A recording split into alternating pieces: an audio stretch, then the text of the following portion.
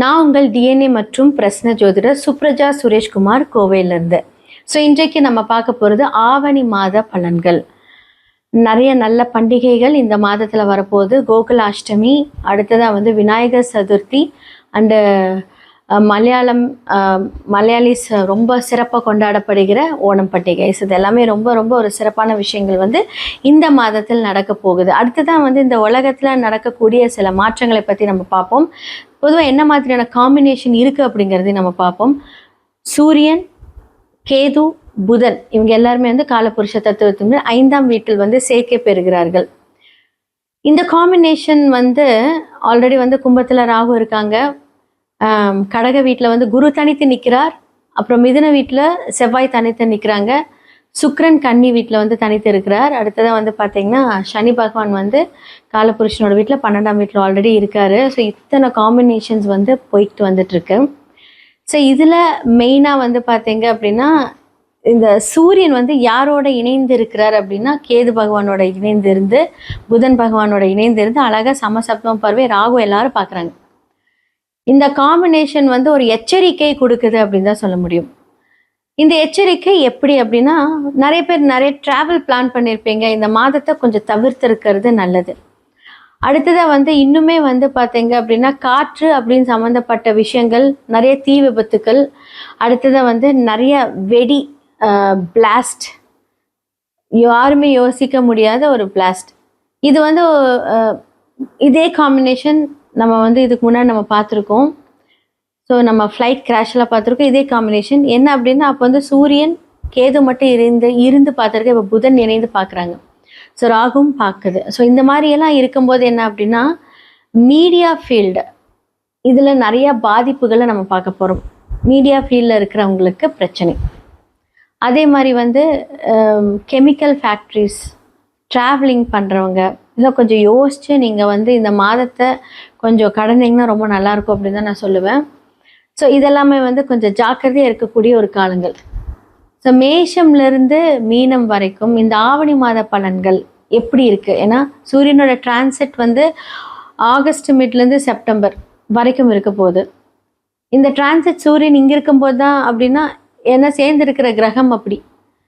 இவங்களுடைய ராசிகளுக்கு எப்படி இருக்குது அப்படிங்கிறத நம்ம பார்த்துடலாம். தனுசு ராசிக்காரர்களுக்கு இந்த ஆவணி மாத பலன்கள் எப்படி இருக்குன்னு பார்க்கலாம். ஆல்ரெடி நான் சொன்னேன், 2, 3க்குரியவர் 4ஆம் இடத்தில் வக்கரமாயிருக்காரு. அப்போது உங்களுக்கு ஒரு சில விஷயங்கள் நான் நல்லது சொல்லியிருந்தேன். இந்த மாதத்தில் அது எப்படி இருக்குன்னு பார்க்கலாம். லக்னாதிபதி 8ஆம் இடத்துல தனித்து நிற்கிறார். 4க்குரியவர் 8ல். அப்போ என்ன அப்படின்னா, தாயின் வழி அப்படின்னு சொல்லக்கூடிய விஷயங்களில் சில பிரச்சனை, தாய் கூட சண்டை போடுறது, நல்லா போயிட்டுருக்கு உங்களோட ரிலேஷன்ஷிப்பு, தேவையில்லாமல் அம்மாவுக்கும் பையனுக்கும், அம்மா பிள்ளைக்கும். இது எல்லாமே 4ஆம் இடம் சம்மந்தப்பட்ட விஷயங்கள் உங்களுக்கு இந்த காலகட்டத்தில் பிரச்சனையாக இருக்குது. முடிஞ்சளவுக்கு அவாய்ட் பண்ணிக்கோங்க. சண்டையெல்லாம் போட வேண்டாம், பேசலையே ஒதுங்கிக்கோங்க. அதே மாதிரி 3ஆம் இடத்தில் ராகு, தேவையில்லாத ஃப்ரெண்ட்ஷிப் மூலியமாக பிரச்சனையில் இருப்பீங்க. உங்களுக்கு ராகு சனியோட வீட்டில் இருக்காரு. இப்போ அந்த பிரச்சனையிலேருந்து ஓகே கொஞ்சம் தெளிவு வரக்கூடிய காலம். டிசம்பருக்குள்ளே அந்த பிரச்சனையை சார்ட் அவுட் பண்ணிக்கோங்க, நவம்பர் 11க்குள்ளே. அடுத்தது திருக்கணிதம் பஞ்சாங்கப்படி, வாக்கிய பஞ்சாங்கப்படி அழகாக ராகு மாறுற வரைக்கும் பார்த்தீங்கன்னா இந்த ப்ராப்ளம் உங்களுக்கு எக்ஸ்டெண்ட் ஆகிட்டு தான் போகும். முடிஞ்ச அளவுக்கு குடுக்கல் வாங்கல் பிரச்சனை, நான் எப்போவுமே தனுசுக்கு சொல்கிறது அதுதான். குடுக்கல் வாங்கல் பிரச்சனையில் கரெக்டாக இந்த நவம்பருக்குள்ளே அது எல்லாமே சரி பண்ணிக்கோங்க. இல்லாட்டி என்னாகும் அப்படின்னா டெஃபினட்டாக ஏதாவது ஒரு பிரச்சனைகளில் நீங்கள் அடுத்த லெவல் ஆஃப் போலீஸோ கோர்ட்டோ ஏதாவது ஒரு சம்பவம் அப்படிங்கிற ஒரு விஷயத்துக்கு நீங்கள் அடி எடுத்து வைக்க வேண்டியதாக வரும். ஏன்னா லக்னாதிபதி 8ல் மறையும் போது என்னாகும் அப்படின்னா, தான் யோசிக்கக்கூடிய அந்த சிந்தனையை கூட அவர் மாற்றி விட்டுருவார். இது ஒருவேளை நடக்கக்கூடிய நிறைய பேர் அப்ராட் போயிட்டு வரீங்க, எனக்கெல்லாம் எதுவுமே நடக்கல, நான் நல்லா தான் இருக்கேன் அப்படின்னா நீங்கள் ட்ராவல் பண்ணிக்கிட்டே இருப்பீங்க. அதனால உங்களுக்கு அந்த விஷயங்கள் நடக்காது. உங்களோட சுய ஜாதகத்தில் உங்களோட லக்னாதிபதி எங்கே இருக்காரு, என்ன டிகிரி வாங்கியிருக்காரு, ஃபேவரான இடத்துல இருக்காரா, என்ன தசை நடக்குது, தசா புக்திகள் மூலியமாக எப்படி ஆக்டிவேட் ஆகுது அப்படிங்கிறதெல்லாம் பார்க்கலாம். 4 அப்படிங்கிறது சுகஸ்தானத்தில் இருக்கக்கூடிய கிரகங்கள். 8ல் இருக்கும்போது என்னாகும் அப்படின்னா தூக்கத்தை கெடுத்து விடும். நல்லா யோசிச்சு சடனாக அன்வான்ட் டைமில் நல்லா கரெக்டாக ஃப்ளோவில் போயிட்டு இருந்தவங்க நீங்கள் அன்டைமில் தூங்குறது, அன்டைமில் சாப்பிட்றது, நிறைய ஸ்ட்ரெஸ் எடுத்து அப்படி தலையில் போட்டுக்கிறது. என்றைக்குமே சனி பார்வை லக்னத்தை பார்த்துச்சு அப்படின்னா சுயநலவாதியாக மாறிடுவாங்க. இப்போ உங்களுக்கு வக்கரமான சனி அவர் வக்ர நிவர்த்தி ஆயிடுவாரு. வக்ர நிவர்த்தி ஆகலைனாலுமே சனி பகவான் 10ஆம் பார்வை உங்களோட லக்னத்தை பார்க்கிறார். மோஸ்ட்லி வந்து பார்த்தீங்கன்னா குருவோட வீட்டில் இருக்கிற எல்லாருமே கொஞ்சம் ரொம்ப நல்ல ஒரு நல்ல டேலண்டட், மச் டேலண்டட் எல்லாமே அவங்களுக்கே தெரியும். ஸோ 8 வக்கரமாக இருந்தால் பிரச்சனை கிடையாது, அவங்களுக்கு எல்லாமே ரொம்ப யோகமாக இருக்கும் அது. ஆனால் நல்லா இருக்கவங்க வந்து வக்கரமாகாமல் இருந்தால் அது பிரச்சனை. உங்களுக்கு அது வந்து 8 தானே. ஸோ அதற்குண்டான அந்த ப்ராப்ளம் ஃபேஸ் பண்ணுறது, எப்போ பார்த்தாலும் ஒரு போராட்டம், இதெல்லாமே இருக்கும். ஸோ அடுத்த வருஷத்துக்கு மேலே வந்து பார்த்தீங்கன்னா உங்களுக்கு ரொம்ப நல்லா இருக்க போகுது.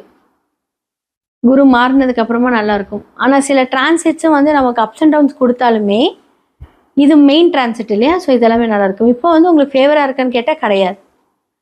நிறைய மேனிப்புலேஷன்ஸ் நடந்துக்கிட்டே இருக்கும். இதை பண்ண, அதை பண்ணு, இப்படி பண்ண, அப்படி பண்ண, ஏதாவது ஒன்று சொல்லிக்கிட்டு உங்களை குழப்பிட்டே இருப்பாங்க. வீடு சொல்கிறது பேச்சு கேட்குறதா, இல்லை வந்து மாமனார் மாமியார் சொல்கிற பேச்சை கேட்குறதா, இல்லை அப்பா அம்மா சொல்கிற பேச்சு, ரொம்ப கன்ஃபியூஷனில் இருப்பீங்க. அதுவுமே ஒரு பெரிய ஸ்ட்ரெஸ்ஸாக போய் என்ன ஆகும் அப்படின்னா உங்களோட தலையில் இருக்கும். கடன் வாங்க வைக்கும் இந்த காலகட்டத்தில், இந்த மாதத்தில் கடன் வாங்காதீங்க. வாங்கணும், அது ரொம்ப இம்பார்ட்டண்ட். அது மூலிமா தான் நான் எல்லாமே பண்ணணும் அப்படின்னா அளவான ஒரு விஷயத்துக்கு போனீங்க அப்படின்னா நல்லாயிருக்கும். ஸோ கொடுக்கல் வாங்கல் பிரச்சனை இருக்கும். ஸோ உங்களோட லக்ஸூரியஸான ஒரு விஷயத்த நீங்கள் காமிக்கணும்னு நினைக்கக்கூடிய ஒரு காலமாக இருக்கும். அதுக்கு ஈக்குவலாக வந்து என்னாகும் அப்படின்னா அந்த பிரச்சனை இருக்கும். முடிஞ்ச அளவுக்கு வந்து சனி ஒருத்தவங்களை பார்த்துட்டாங்க அப்படின்னா சிம்பிளிசிட்டியை விரும்புவார். அப்போ அந்த ஆடம்பரத்தை அவர் விரும்ப மாட்டார். ஸோ சிம்பிளாக இருந்தீங்க அப்படின்னா நம்ம சனி பகவான் நம்ம இயக்கில் நமக்கு உண்டான எல்லா விஷயத்தையும் அவர் கற்றுக் கொடுப்பார். ஆப்போசிட்டாக நடந்தோம் அப்படின்னா அதுக்கு ஆப்போசிட்டாக எல்லாமே செஞ்சிருவார்.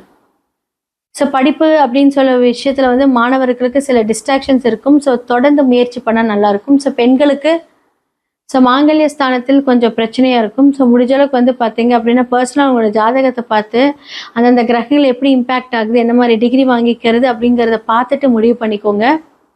ஸோ இது எல்லாமே வந்து 100% நடக்கும். ஸோ 2ஆம் இடம் குடும்பமான ஒரு சில முடிவுகள் எல்லாமே வந்து இப்போ சரியாக இருக்க போகுது. ஸோ டிசம்பருக்குள்ளே வந்து ஏதாவது புதுசாக ஒரு விஷயம் பண்ணுறீங்க அப்படின்னு இந்த காலகட்டம் உங்களுக்கு ரொம்ப ரொம்ப ஃபேவராக இருக்க போகுது.